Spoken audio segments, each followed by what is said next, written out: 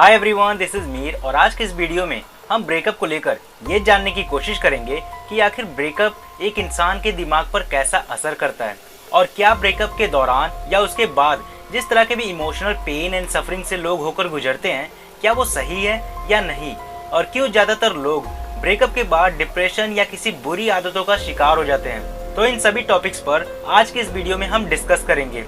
तो चलिए इस वीडियो के बेसिक्स को समझ लेते हैं, उसके बाद हम इसको डिटेल में समझेंगे।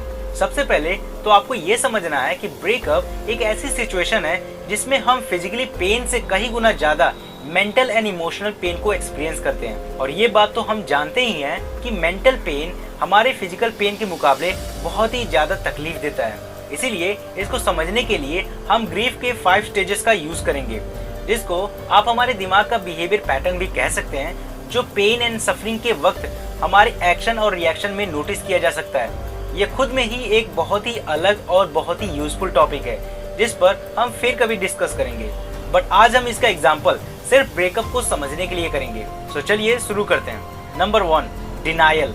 डिनायल ग्रीफ के 5 स्टेजेस में से सबसे पहला स्टेज है, जिसको हम ब्रेकअप के दौरान सबसे पहले एक्सपीरियंस करते हैं। फॉर एग्जाम्पल, जब इंसान अपने रिलेशनशिप को लेकर बहुत सारी उम्मीदें रखता है और फ्यूचर में भी वो अपने पार्टनर के साथ खुद को इमेजिन करता है, यानी कि वो अपने रिलेशनशिप को अभी छोड़ने के लिए तैयार नहीं है, लेकिन उनके पार्टनर के दिमाग में कुछ और ही चल रहा हो और वो अचानक से आकर उस इंसान से ब्रेकअप कर लेते हैं जो अभी तक इस न्यूज़ के लिए तैयार नहीं था। वो एक शॉक स्टेट से होकर गुजरते हैं और तब वो ग्रीफ के फर्स्ट स्टेज यानी कि डिनायल को एक्सपीरियंस करते हैं। उन्हें ये यकीन ही नहीं होता कि ये सब सच है। वो ये मानते हैं कि ऐसा हो ही नहीं सकता, सब झूठ है, उनका पार्टनर जरूर उनसे मजाक कर रहा होगा और ऐसा कैसे हो सकता है, एटसेट्रा एटसेट्रा।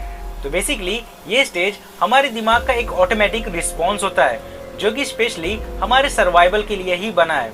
ये स्टेज सडन अनवांटेड या बैड न्यूज से होने वाले नुकसान से हमें बचाने के लिए होता है। ये डिनायल स्टेज हमारे हार्ट और हमारे ब्रेन को इस न्यू सिचुएशंस को अडॉप्ट करने का टाइम दे देता है, ताकि हम इस कंडीशन को सरवाइव कर सके। वैसे तो ये स्टेज बहुत ही कम समय के लिए रहता है, लेकिन इससे उभरने की टाइमिंग सबकी डिफरेंट होती है। Number 2, anger. एंगर ग्रीफ का सेकंड स्टेज होता है। ये स्टेज तब आता है जब हम ग्रीफ के फर्स्ट स्टेज से उभर जाते हैं। आपने ये बहुत से कपल्स में देखा होगा जो ब्रेकअप के बाद अपने पार्टनर से नाराज हो जाते हैं। वो अपने एक्स से हेट करने लगते हैं और गुस्से में आकर कई बार दूसरों को और अक्सर खुद को चोट पहुंचाने लगते हैं। उनके मन में कड़वाहट बनने लगती है। वो अक्सर बदले की भावना या खुद को चोट पहुंचाने की भावना से भर जाते हैं। अब इस स्टेज में गुस्सा बहुत ही कॉमन है और आपका गुस्सा और नाराजगी इस बात पर डिपेंड करता है कि आप अपने रिलेशनशिप में कितना डीपली इन्वॉल्व थे।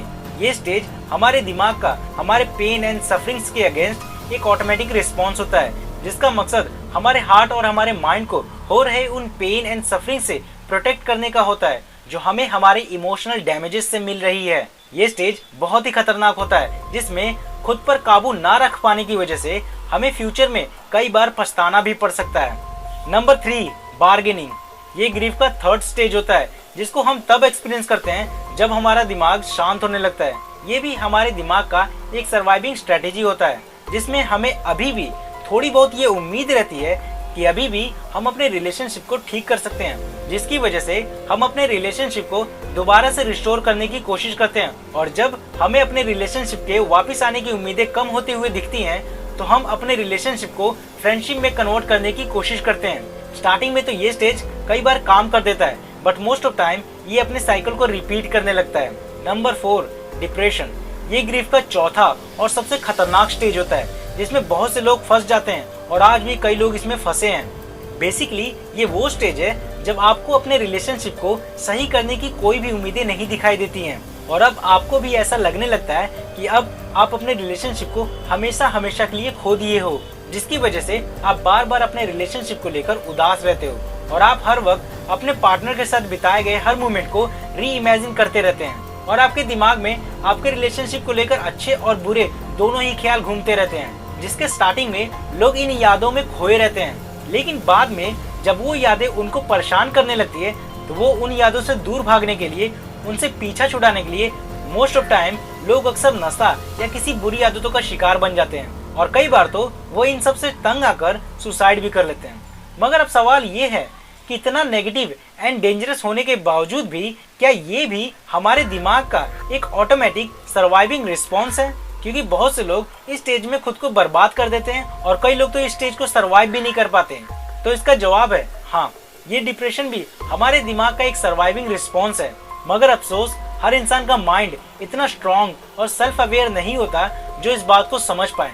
डिप्रेशन के दौरान हमें बार बार वही मेमोरीज हमारे दिमाग में सिर्फ इसलिए आती हैं क्योंकि हमारा दिमाग उन पास्ट इवेंट्स को दोबारा से एनालाइज करने की कोशिश करता है, ताकि हम ये नोटिस कर पाएं कि हमारे पास्ट रिलेशनशिप में कौन कौन सी गलतियां हुई थी जिनको इम्प्रूव किया जा सकता है। ये स्टेज इतना डीप होता है कि हम उनके साथ बिताए गए हर मोमेंट्स को, हर फीलिंग्स को बहुत ही गहराई से महसूस कर सकते हैं। इस स्टेज का मकसद हमें अपने पास्ट की गलतियों को अच्छे से समझकर उनसे सीखने का होता है। लेकिन ये एक बहुत ही खतरनाक और बहुत ही एडिक्टिव स्टेज है जिससे हमें जितनी जल्दी हो सके निकल जाना चाहिए, वरना ये डिप्रेशन हमारी आदत भी बन सकती है।